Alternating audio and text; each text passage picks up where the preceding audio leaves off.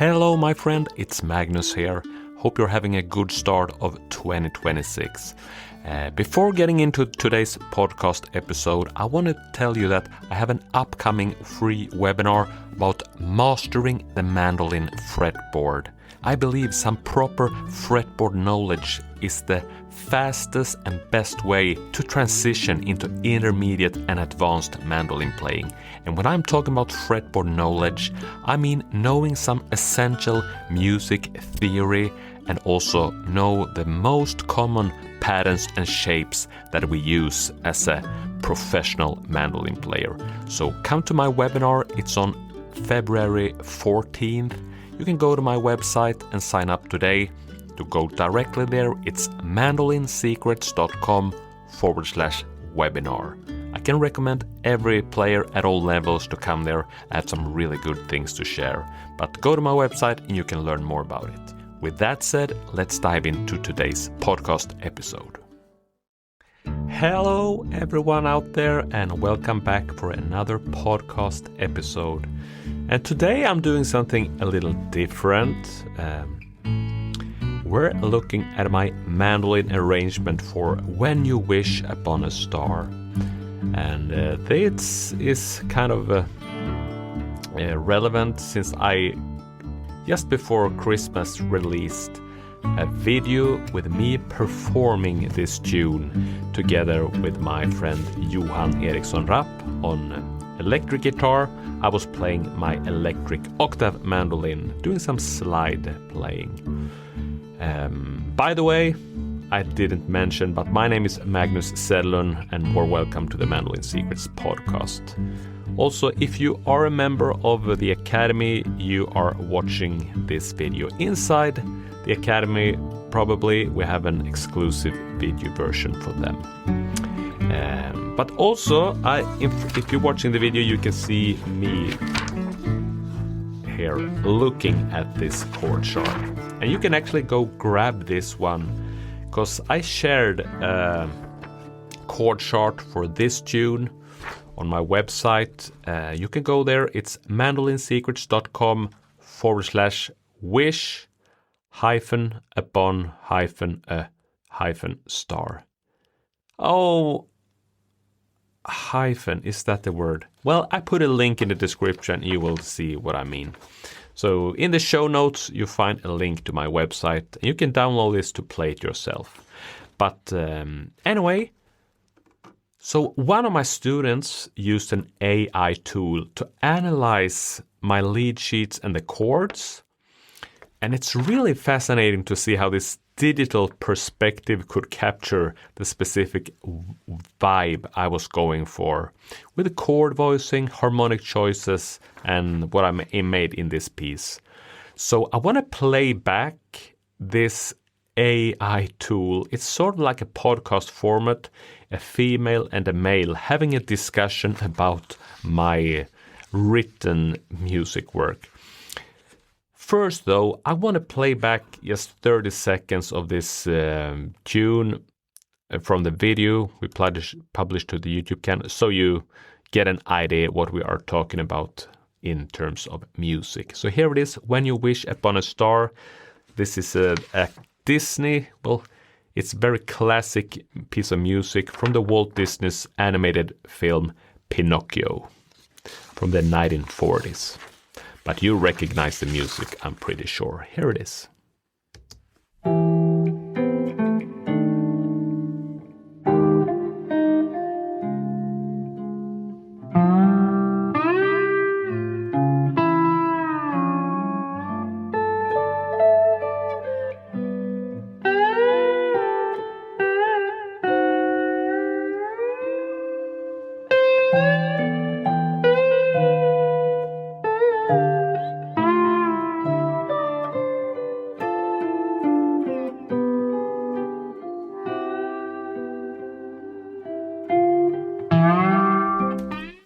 Yes, I'm not going any longer than that. I mean, you can find this on my YouTube channel. Just do a quick search there. So back to this now, an analysis from this AI tool. to be very specific, my student used the Google's AI tool. It's called Gemini.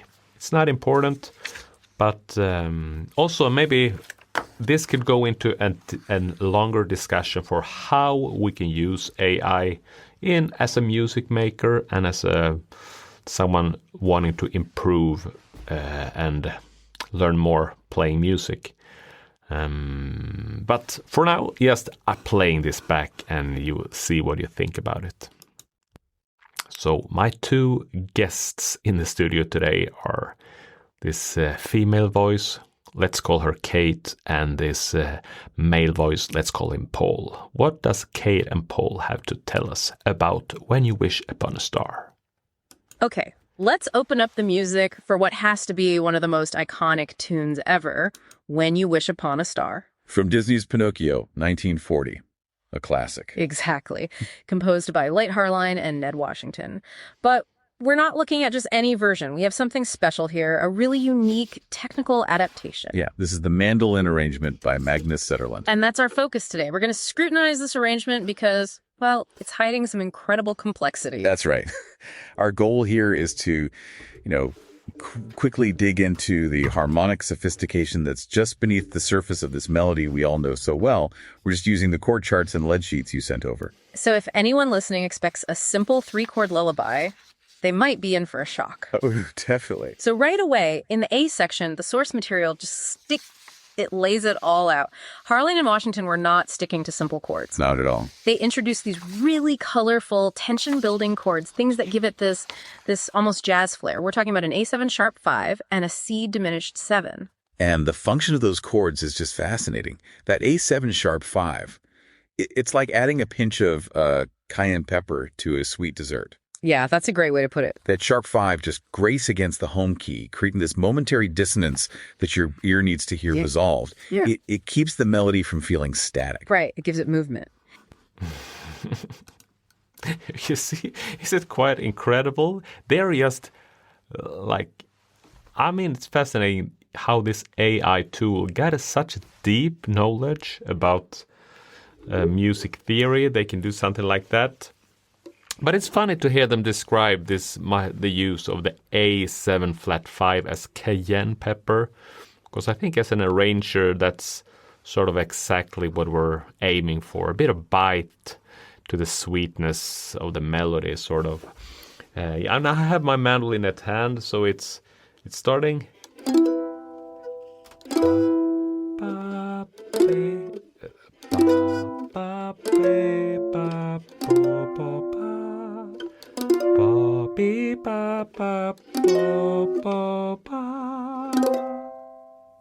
So it's, very delicate. And if you are very familiar with, because I like using these 3-string chord shapes when doing jazz music. So this A7 flat 5,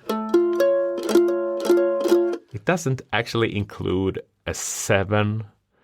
I've chosen this chord voicing only using the root, the flat 5, and the 3rd. Spicy chord, right? Like cayenne pepper, as they're saying. Well, let's continue to hear the Kate and Paul has a little bit more to tell us, so go back to them. And that harmonic depth, it's not just the beginning, is it? It carries through the piece. It does. If you look ahead to the B section, around line 11, you see that classic DM7 flat 5 moving to a G7. A 2-5-1 progression. Exactly. But with that half-diminished chord, the DM7B5, it acts as a little pivot into a temporary minor feel before it resolves back home to C major. And these altered chords, the sharp 5, the diminished, the flat 5, they're the foundation. They create this rich, complex texture. Which brings us to the mandolin itself, because having that kind of harmony means the performer needs to be incredibly precise. And this is where Zetterlund's manuscript goes from music theory to pure technical instruction. What do you mean by that? He includes extremely specific fingering details. Not just the tablature, the TAB, but also the exact fret position for each chord voicing. He'll write Air 4 I5 for C major 7, for instance. So it's not just telling you what notes to play, but where on the neck to play them. Precisely. And that dictates so much more than the note itself. It dictates the instrument's timbre. The timbre, so the actual tone quality of the sound, why does that matter so much? Why would playing an M7 at, say, the 9th fret sound different from playing it closer to the nut? Well, think about the physics of the string. Higher up the neck, at fret 9, the vibrating length of the string is much shorter. Oh, okay. So the sound becomes brighter, more focused, almost bell-like. He specifies M7 way up at FRR to get that exact, clear, crisp sound. And what about the other way? You can contrast that with a chord like DM7 over C, which he marks down at FR3. There, the strings are longer, thicker. The sound is warmer, rounder, more grounded. These aren't accidents. They are deliberate acoustic choices. So to sort of wrap this all up, we've journeyed from this simple, beloved melody to a piece that's just layered with complex harmony, like that A7 sharp 5. Right. And then it's paired with this intensely specific prescriptive set of instructions for the player. The harmonic ideas and the physical performance are completely intertwined. Absolutely. The main takeaway is that even in the most familiar music, there are these deep technical secrets, which leads us with a final thought for our listeners. Go for it. Given those precise fret numbers, Zetterlund provides DM7 over C down at fret 3 versus MM7 way up at fret 9, you have to ask. How much does the specific physical location and the resulting tone of a chord on the mandolin actually change the emotional delivery of a melody as gentle and well known as When You Wish Upon a Star? I can't help myself from laughing because I think it's at one point they don't have a clue. I mean, they're saying like this DM7, it's D minor 7. And on the other side, these guys know probably more about music theory than I do. I mean, it's a little bit, well, I say it's fascinating how like much information they pull out of a chord chart that I made. Unbelievable, I would say. But I think also they hit on a crucial point about the physics of the mandolin, because there's a big difference between playing that minor 7 chord on the 9th fret versus the 3rd fret. And when I was writing this, I specifically choose those higher positions to get more like a bell-like shimmer they mention, because it's not only about the notes, but it's also about the timbre of the string length. And also, it's also a lot about like voice leading. What chord comes before and after the chord? So I really paid, I didn't just throw something up. I really put thought into this arrangement. And you might also think, because in the video I play it on my octave mandolin, the electric octave mandolin even, but really it works great on the mandolin as well. So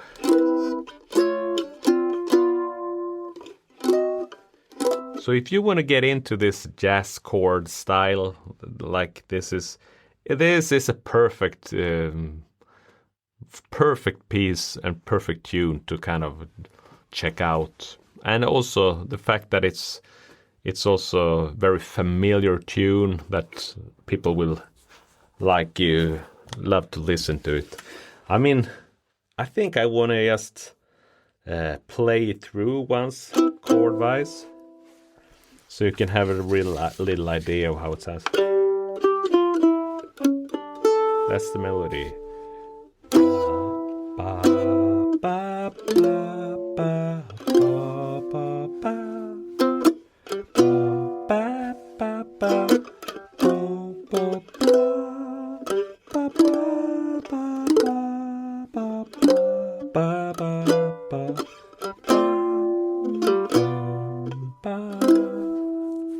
I'm skipping the repeat here. There's the D minor 7 flat 5. They're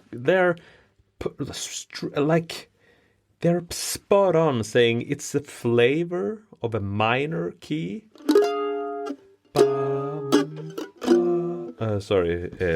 me find the melody of this. So da, da, da, la, la, la.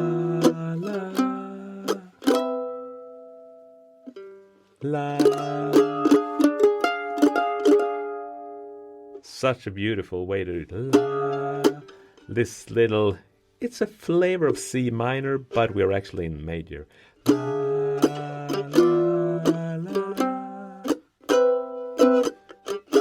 La la la la la la. La la la la la la la la.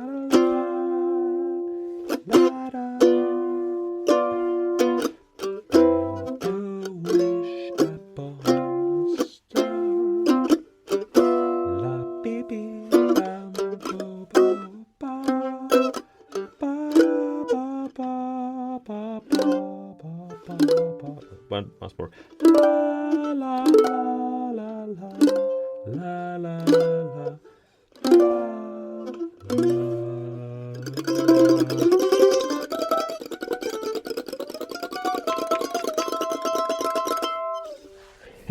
Having my mandolin just one shoulder there, yeah. But check this one out and also let me know how you find this AI analysis. Oh gosh. And talking about AI, I put it like this.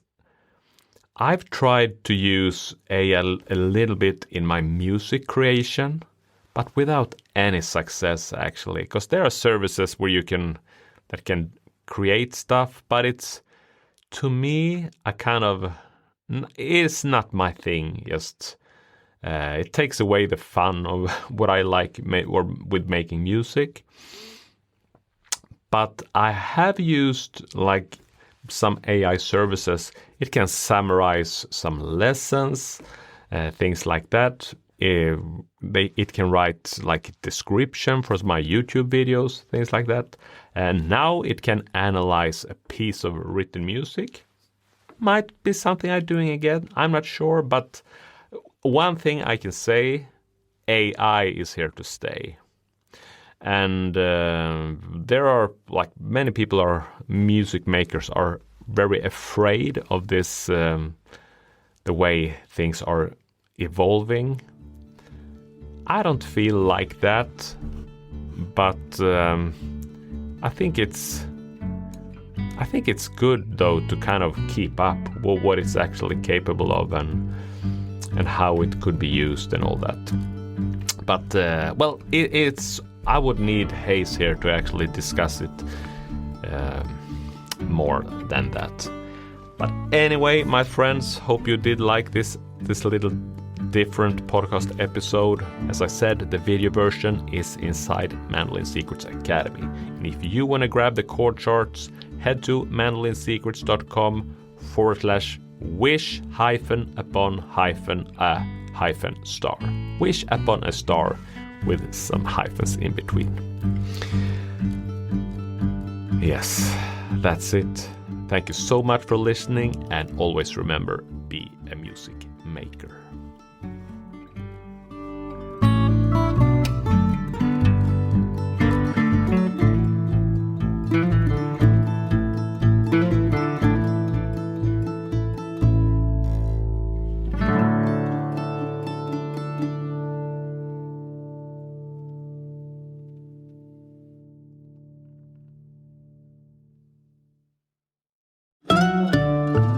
Well, I'm back again because I have one last thing to say, and it's this upcoming webinar all dedicated to help you master the mandolin fretboard. You can learn more about it at my website. It's mandolinsecrets.com/webinar. It's a free webinar, and as I mentioned, it's about giving you some essential music theory and also the most common patterns and shapes for the mandolin fretboard that is used by the professionals. Would love to see you there. It's February 14th. That's it for now. Thank you for listening.